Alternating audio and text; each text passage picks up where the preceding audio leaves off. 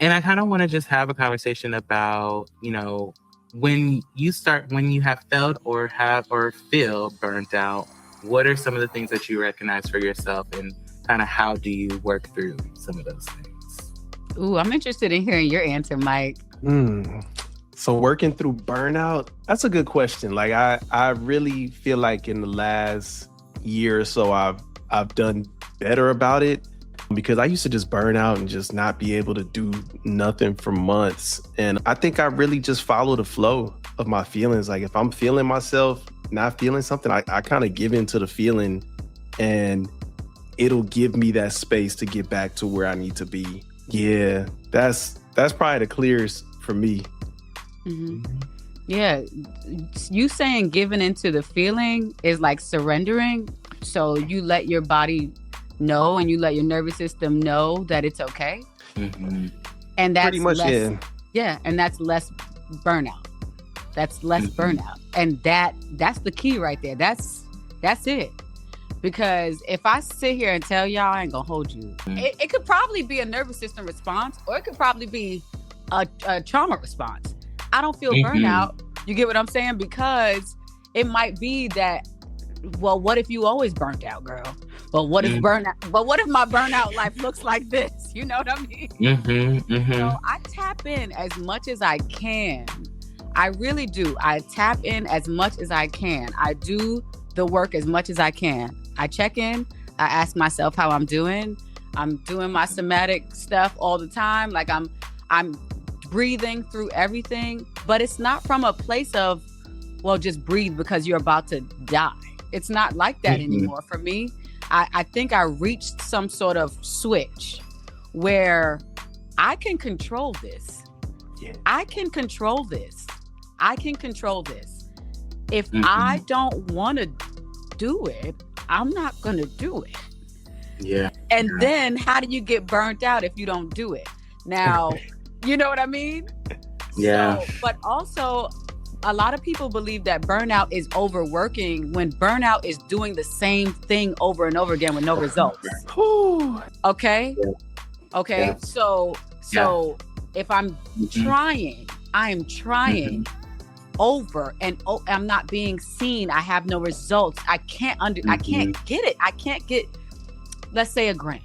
I'm trying over and over again. Or check this out. I could do this. Lion Ryan podcast. I'm on season 3 twice. How I'm on episode 1, season 1 for the 3rd time. How?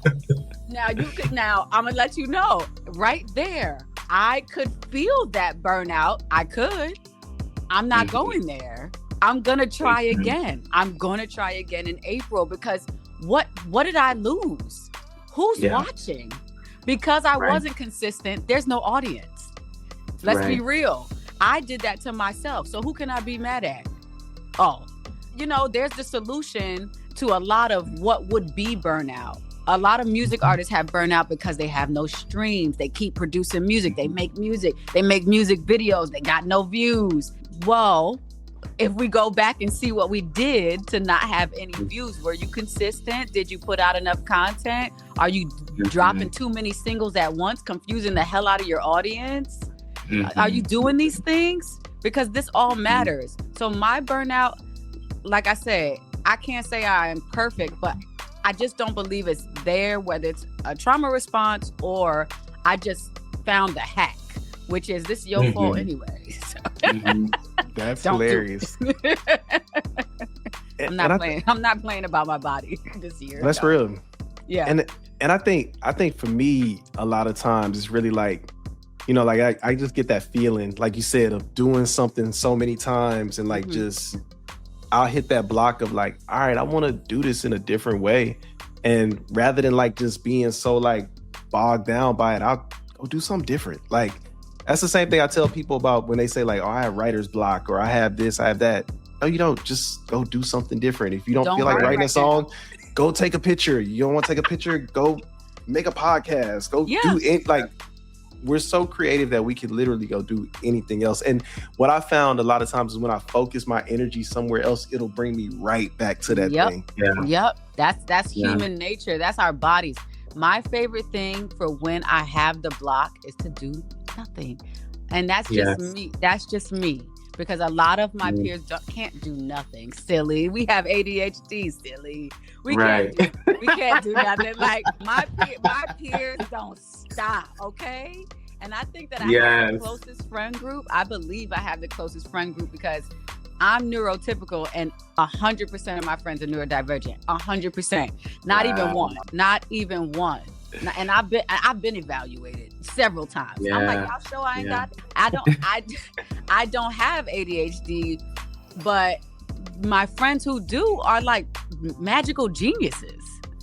They're genius people, but they also can't sit down. So the burnout and the fatigue is much more intense. So I understand both sides. I get it, but try to do nothing, y'all. Just try to do nothing. Listen to everybody. It's funny because I am one of those people that like I just can't sit still, but then at the same time when I do sit still, it usually leads to me finding what I need to do. So I think that stillness is so valuable. Yeah. Same here. When I find myself being still or wanting to do nothing, I'm still doing something. And like recently, I was telling my therapist the same thing. I said, I have writer's block. I haven't been able to write. And she's like, well, guess what? Here's your homework assignment. Go write out them goals that you want to achieve and make sure you write about how this time last year you were struggling so hard and how you almost lost your mind and then you had to come find a therapist and now we're getting you together. Wow. Yeah. So I did. And so when I did that, I then was like, okay, the juices are flowing. Things are happening. Things are going.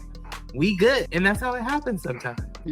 As you say that, Dana, it makes me think about my journaling practice. And Ryan, I'm curious to hear about your practice because I know you designed a journal. But I journal 3 pages every day. And sometimes I don't have anything to say. Sometimes I got a lot to say. Sometimes I'm just writing bullshit just to get out of my head, like brain dumping. But Ryan, I'm curious to hear like how journaling has impacted you and how creating a journal has impacted other people. So, I love journals. Speaking of journals, I sell this journal on Amazon. We also are on TikTok Shop, and we also I can also do orders personally if you need it signed and autographed. So, the reason why I was inspired to do a journal, it wasn't because it's like a digital asset or like something to get rich. It was something that changed my life because I remembered when I was out of everything. I didn't have anything, like nothing. The only thing I had was a pen and paper. When I was unhoused, I used to go into Barnes & Noble and just read, but I could never buy a book because I was just like so broke. I had nothing. Like I couldn't buy a Starbucks coffee child. Okay? And I realized that journaling actually it changed my brain chemistry. I need you to go ahead and subscribe to this channel. Yes, click that subscribe button up there on this YouTube channel and turn on your notifications so you know when the new stuff is coming out. And if you subscribe, you can catch up on all the episodes you done missed, child, because it's a lot here. And you need to stay here because we need you.